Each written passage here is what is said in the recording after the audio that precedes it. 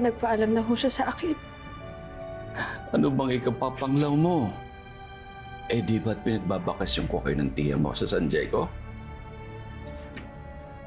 Tumahan ka na, ha? Tinitiyak ko sa'yo. Magkikita kayo doon ng nobyo mo. Basta makuha mo lang lahat ng mga gamit mo sa biyaterya. Labis lamang natuwa ang aking kapatid sa napakagandang balitang sinabi ko sa kanya, kaya't siya ay nakalimot at agad akong niyak.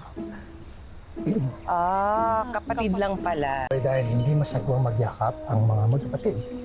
At unang-una, hindi ka dapat yumayakap sa isang lalaki na hindi mo naman asawa o hindi mo kaano-ano. Humingi ako ng tawad sa bigla kong pagyakap sa inyo.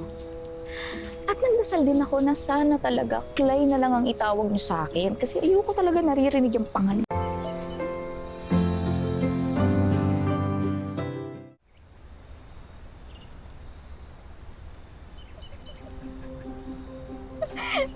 So, hindi tayo makakarating ng San Diego kung gagamitin natin ng uugod-ugod naming kutsero.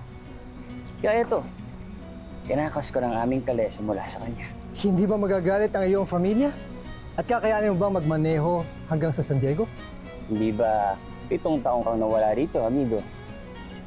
Marami na akong mga panibagong kaalaman na hindi ko pa na ipapamala sa'yo. Agaya nito. Sabi niya ay magsindi raw ako ng mga kandila para sa mahal na po ang San Roque. At ang mga patron ng mga manlalakbay.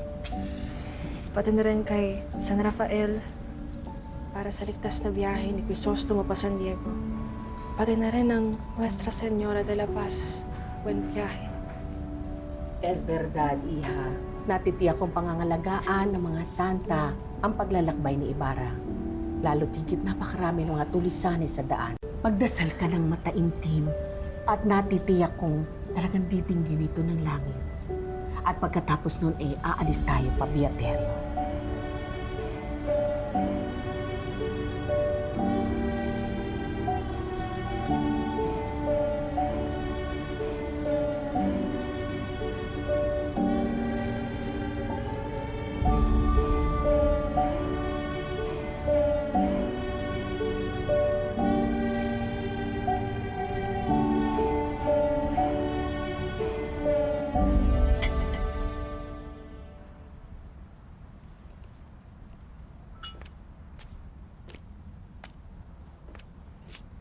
Buenos días.